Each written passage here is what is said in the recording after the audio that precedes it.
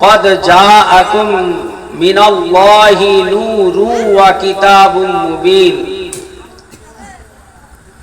तहकीक के तुम्हारे पास आए हैं एक नूर और एक रोशन किताब।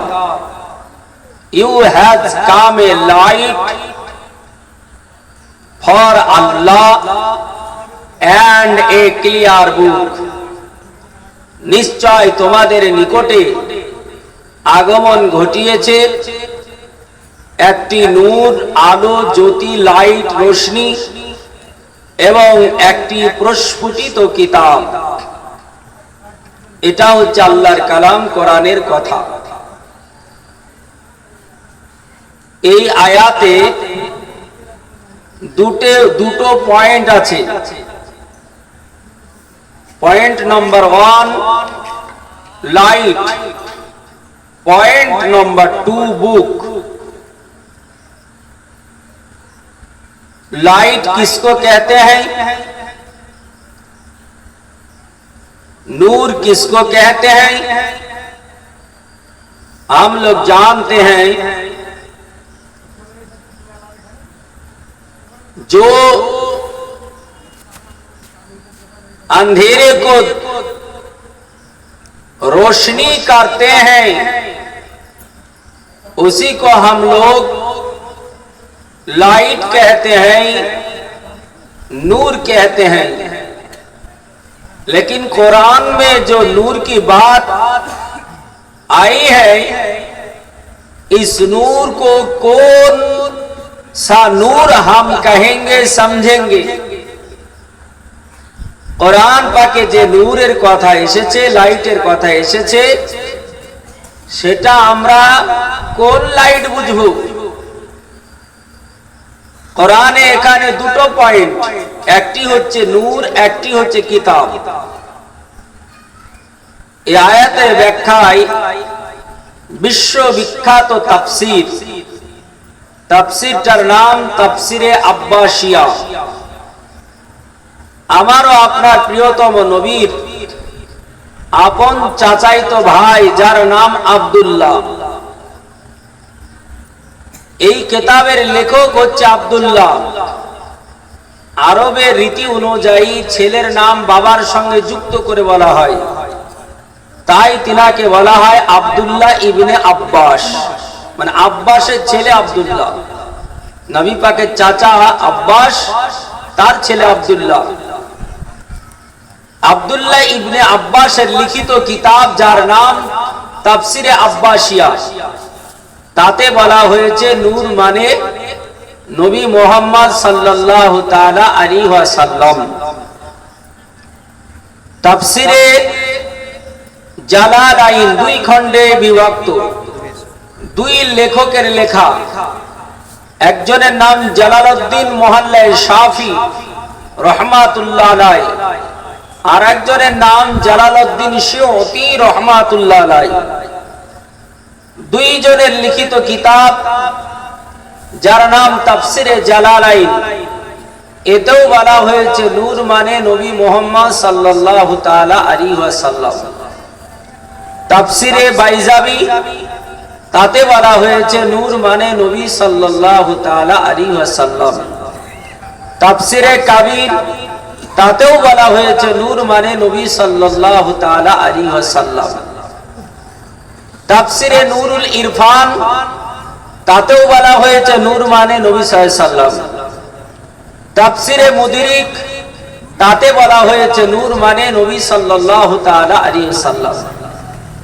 তাফসিরে খাজাইনুল ইরফান, তাতেও বলা হয়েছে নূর মানে নবী সাল্লাল্লাহু তাআলা আলাইহি ওয়াসাল্লাম। তাফসিরে কানজুল ঈমান, তাতেও বলা হয়েছে নূর মানে নবী সাল্লাল্লাহু তাআলা আলাইহি ওয়াসাল্লাম। এই জন্য আমার ইমামে আহমদ রাজা ফাজিলে বেরলভী রহমাতুল্লাহ আলাইহি তিনি বলছেন, তেরে নসলে পাক মে হ্যায় बच्चा बच्चा नूर का, तू है आईने नूर, तेरा सब घराना नूर का। बोली सुभान अल्लाह। मुअज्जज मोहतरम, যাকে আল্লাহ তাআলা 570 খ্রিস্টাব্দে এপ্রিল মাসের 20 তারিখে রবিউল আউয়াল মাসের 12 তারিখে সোমবারের দিনে মক্কাতুল মুকাররমার ধরতিতে আল্লাহ তাআলা পাঠিয়েছিলেন। এই কথা হাদিসে, তারিখে, ইতিহাসে এবং অন্যান্য ধর্মের ধর্মগ্রন্থেও এ কথা আছে। হিন্দু ভাইদের ধর্মগ্রন্থ যার নাম বেদ, বেদের মধ্যেও আমার নবী পাকের আগমনের কথা, কোন দেশে এসেছেন তার কথা বেদের মধ্যেও সংস্কৃত ভাষায় লেখা আছে। কি বলা হয়েছে? বলে বিষ্ণু দশাস গৃহ পাদ্রা ভাবা মহাম সমতং বিষ্ণু দশা গর্ভমধবশ্যম সম্বল বিষ্ণু দশাস গৃহ পাদ্রা ভাবা মহাম সমতং বিষ্ণু দশা গর্ভমধবশ্যম দ্বাদশং শুল্ক পক্ষাসা মাধবী মাসি মাধব।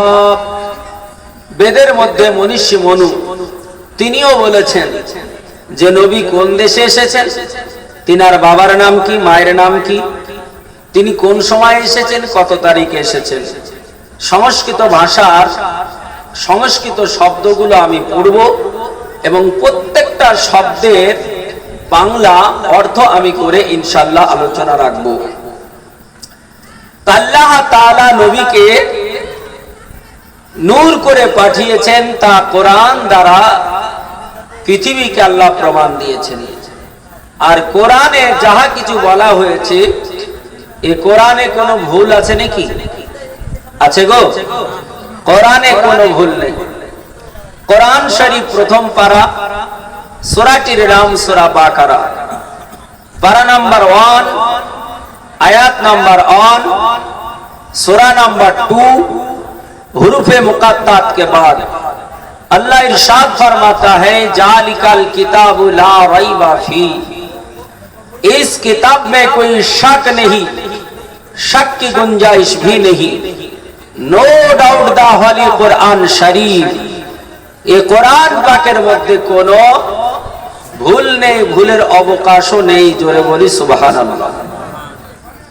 পৃথিবীর বুকে যত ধর্মগ্রন্থ আছে, সর্বশ্রেষ্ঠ ধর্মগ্রন্থ কোনটা?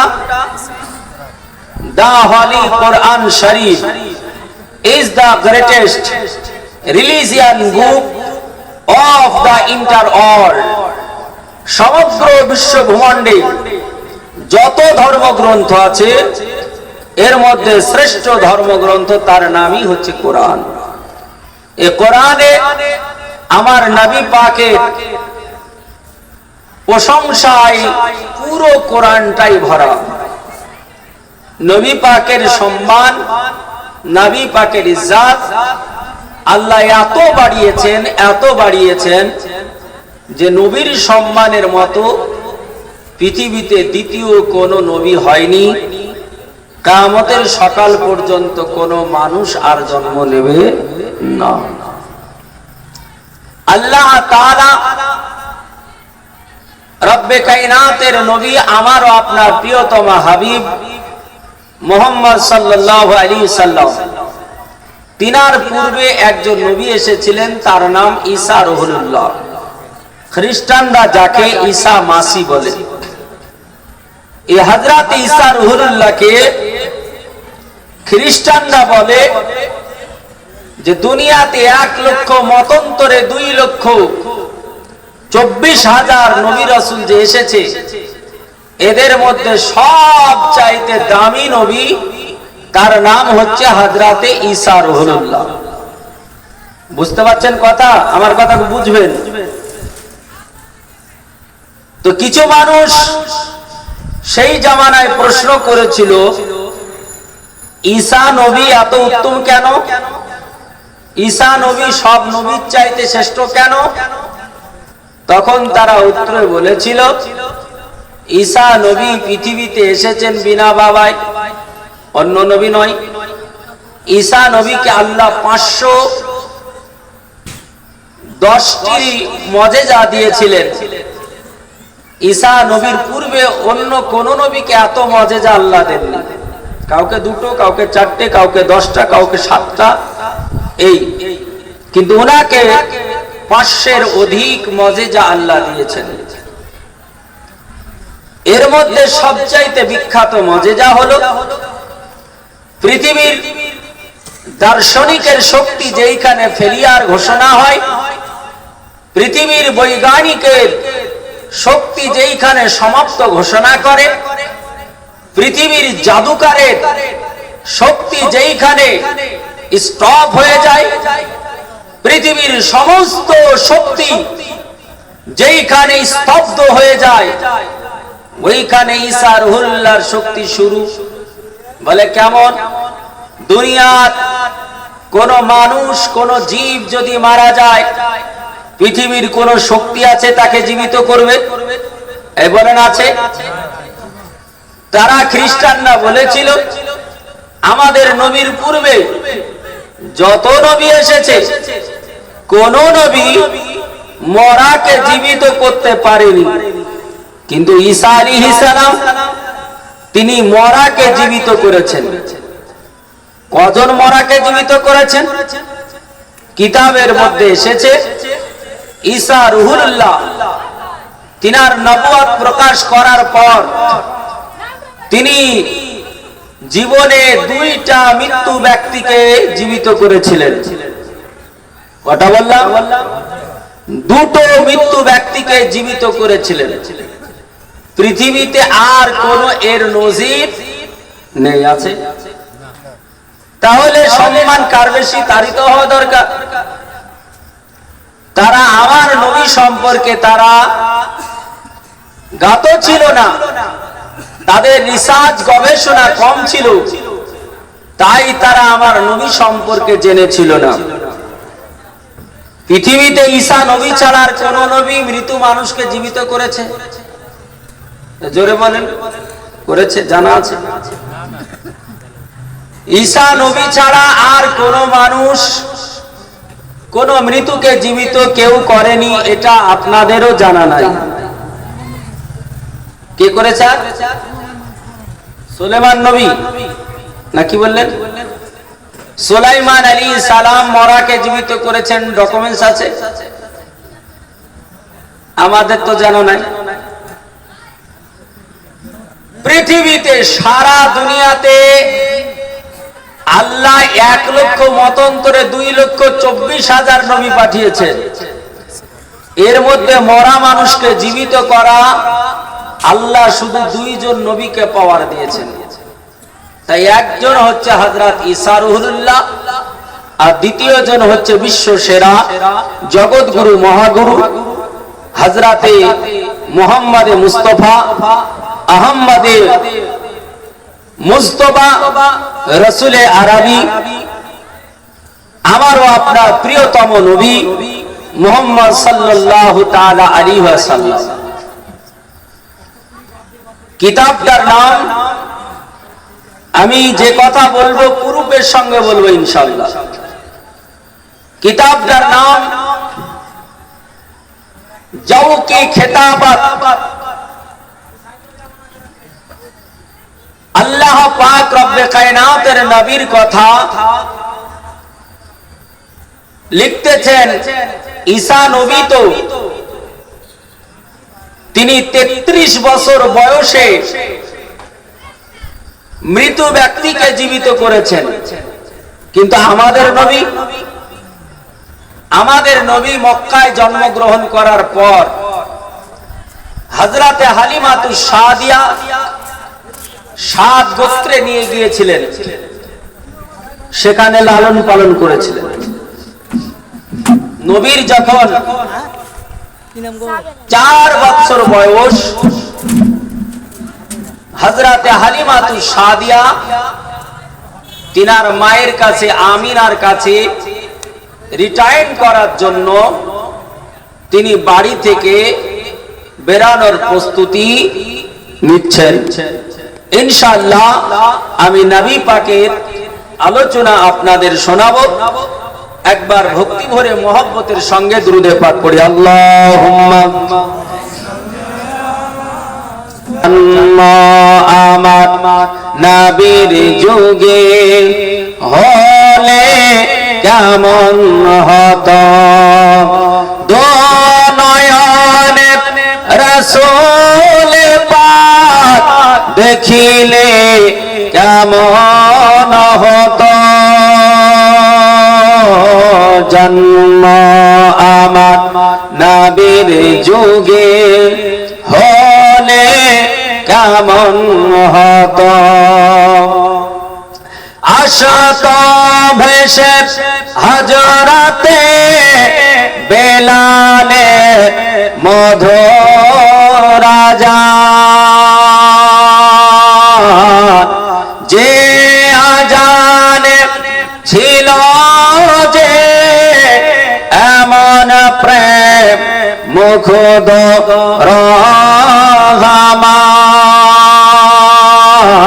দয়ার নবীর পিছে নামাজ পড়লে কেমন হতো জন্ম আমার নবীর যুগে হলে কেমন হতো দো নয়নে রাসূল পাক দেখিলে কেমন হতো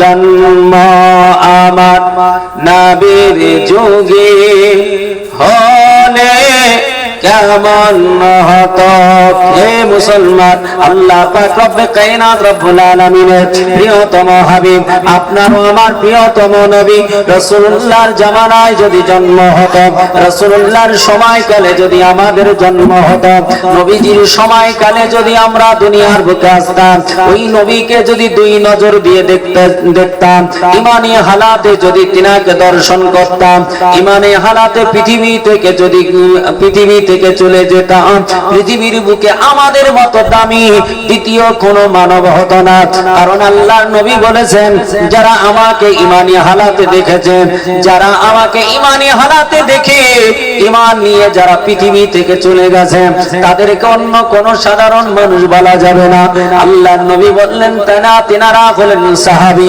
আর রাসূলুল্লাহ তিনাদের উপরে সার্টিফিকেট দিলেন আল্লাহর নবী বলছেন আসহাবু কান্নুজুম সাহাবীরা আকাশের নক্ষত্রের মতো পবিত্র জোরে বলি একবার সুবহানাল্লাহ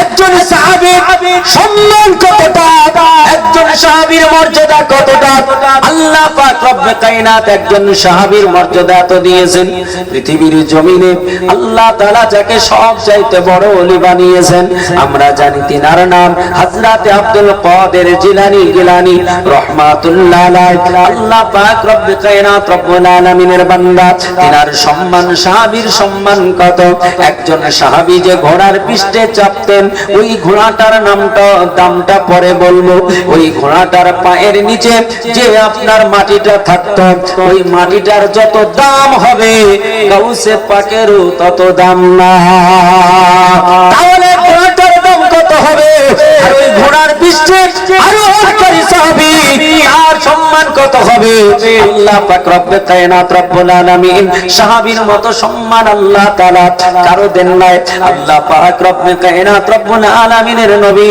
আপনার আমার প্রিয়তম হাবিব যিনাকে দুই নয়ন ভরে দেখেছিলেন হযরতে হালিমাতুস সাদিয়া 4টা বছর লালন পালন করার পর তিনি মা আমিনার ঘরে ফেরত দেওয়ার জন্য মক্কাতুল মুকাররমায় রিটার্ন করার জন্য বাড়ি থেকে রওনা দিলেন তিনি একটা উটনির পিঠে চেপে বেরিয়ে গেলেন সেই জামানায় রাস্তাঘাটগুলো এত উন্নত ছিল না আপনার রাস্তাঘাটগুলো পাকা ছিল না রাস্তাঘাটগুলো আপনার স্বচ্ছ পরিষ্কার ছিল না চাইতো মক্কাতুল মুকাররমা যেই রাস্তাতে আপনার তিনি আসতেছিলেন রাস্তার দুই দিকে গাছ দিয়ে আপনার ঢাকা ছিল ভিতরে একটু একটু করে ফাঁকা এমন করে কাঁচা রাস্তাটা ছিল আল্লাহ পাক রব্বে কায়নাতের বান্দি হযরত হালিমাতুস সাদিয়া আমার নবীকে নবীজির 4 বছর যখন বয়স আমার আপনার প্রিয়তম নবীকে 4 বছরের সন্তান রাসূলুল্লাহকে নিয়ে মা কালিমাতুস সাদিয়া রাস্তা অতিক্রম করতে লাগলেন। আস্তে আস্তে জঙ্গলের ভিতর দিয়ে রাস্তা অতিক্রম করেন আর চলে আসেন। দুর্গম রাস্তা পাড়ি দিতে হবে। মা হযরত কালিমাতুস সাদিয়া দ্রুতগামী, তিনি আপনার উটনিটাকে চালাতেছেন। আস্তে আস্তে অনেকটা রাস্তা চলে আসলেন। একটা মিডিল রাস্তায় একটা জায়গায় পৌঁছালেন। ঘন জঙ্গলে ঢাকা রাস্তার একটা কর্নারে একজন মহিলা, জীর্ণ যেন মহিলাটা, তিনি দাঁড়িয়ে দাঁড়িয়ে কান্না করতেছেন। চোখের জলে পুরো বুকটাকে ভাসিয়ে দিয়েছেন। মা হালিমাতুস সাদিয়া ওই রাস্তা দিয়ে তিনি যেতেছিলেন। মা হালিমাতুস সাদিয়া দাঁড়িয়ে গেলেন। হালিমাতুস সাদিয়া দাঁড়িয়ে ওই মহিলাটাকে ডাক দিয়ে বলতেছে, বন্দে ও আমার প্রিয়তম বোন, বলো কেন তুমি এমন করে কান্না করো? চোখের জলে বুক ভাসিয়ে দিয়েছো, কেঁদে কেঁদে শরীরটাকে জীর্ণ শীর্ণ করে দিয়েছো। বন্দে তুমি এখানে দাঁড়িয়ে ঘন জঙ্গলের ভিতরে একা একা কেন থাকো? কেন তুমি কাঁদো বোন, একটু বলো। হালিমাতুস সাদিয়া রাদিয়াল্লাহু তাআলা আনহা, তাকে মেয়েটা বলল, ওগো আল্লাহ পাক রব্বে কায়নাতের বান্দি, আপনার পরিচয় তো আমার জানা নাই, তবে আপনি যখন আমার কান্নার ভাগ নিতেছেন, আপনি যখন আমার দুঃখের অংশ নিতে চান, যখন আপনি আমার খোঁজ খবর নিতে চান, ওগো বোন, তাহলে আপনি শোনো। হযরতে হালিমাতুস সাদিয়া তিনি বললেন, বোন বলো কেন তুমি কাঁদো? মেয়েটা বলল, গো হালিমাতুস সাদিয়া, আমার একটা সন্তান, একটা কুচি একটাই বাচ্চা ছিল। এই বাচ্চা সন্তানটাকে নিয়ে আমি ঘাড়ের উপরে করে আমার বাচ্চাটাকে নিয়ে রাস্তা অতিক্রম করতেছিলাম।